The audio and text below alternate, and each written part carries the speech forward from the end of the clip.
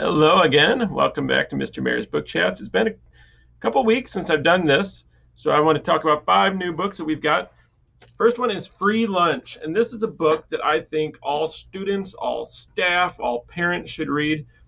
This is a memoir by Rex Ogle, and it recounts his experiences starting 6th grade. And the start of middle school for Rex brings all kinds of unwanted changes for him. His old friends start joining different clubs and joining football, and he's really not interested in that. So his friends start kind of slowly edging him out.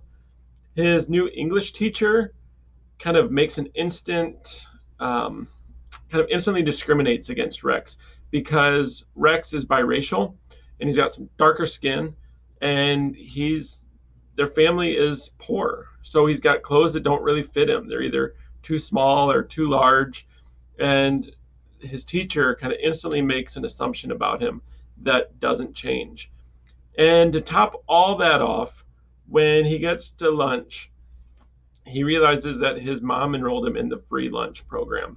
And he is horrified by this because he thinks that everybody is going to look at him and everybody's going to make fun of him when really, not many people even care about that. But to him, it's just a huge thing. So school kind of stinks for Rex, and home isn't much better because his mom is a single mom, and she's constantly finding different boyfriends, trying to find men to help support them. And some of these men are not nice to her, not nice to Rex. She's doing the best she can, but it's not very good. This is sometimes kind of hard to read because of the things that Rex has to endure. But through it all, he's got this great sense of humor that you might laugh out loud at one page and then be almost in tears at the next page about his experiences. It's a pretty short book. Fantastic. Pick this one up. The next one is called The List of Things That Will Not Change. And it's about 12-year-old B, whose parents divorced 2 years prior. And when her parents divorced, they gave her this notebook, which they started, that had a list of things that will not change.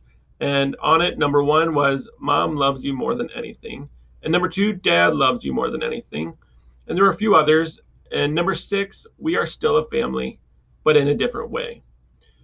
Well, 2 years pass, and her dad meets.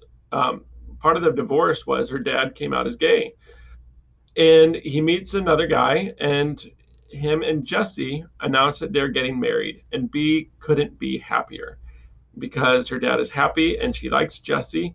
And it turns out Jesse has a daughter of his own, so she will finally get a sister that she's always wanted. So this is all about B's life as a 12-year-old, just kind of going through some family stuff, with the divorce, with their dad getting married, with getting a new sister, with some school stuff.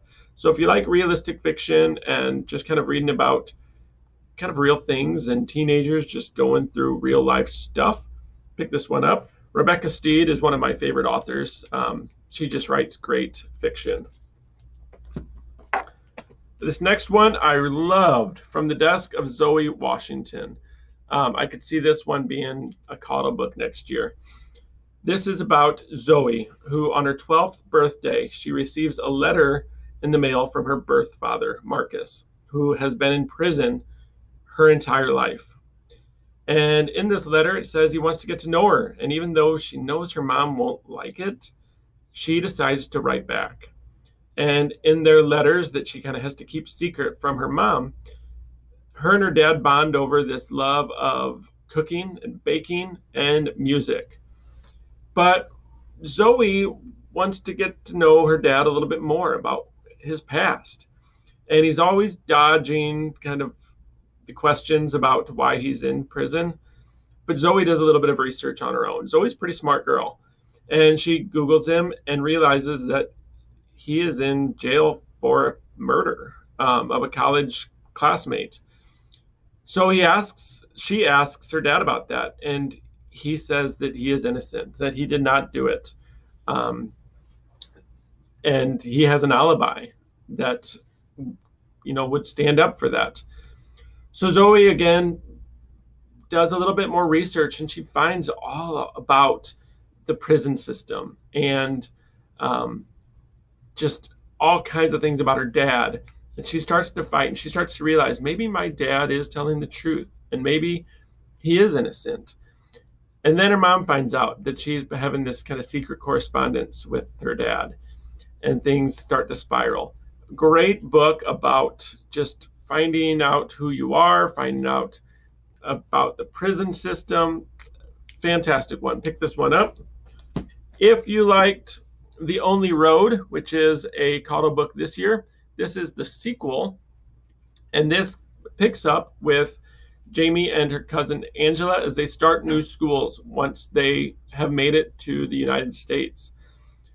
But once they get to the United States, they realize that not everything is easy as they were expecting, because they are still undocumented, and they're still kind of always have that anxiety of being found out, and they don't fit in at school. And it's just all this kind of things that you don't really think about that people go through every single day and worry about every single day in America.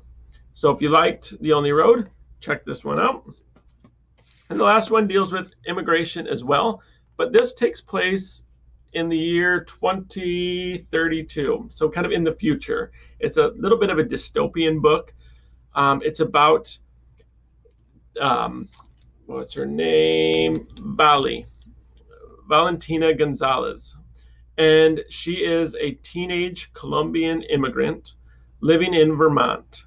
And she lives in a world in the United States where they're building a wall between California and Mexico, that all immigrants they implant ID chips in people, and they are totally against immigration.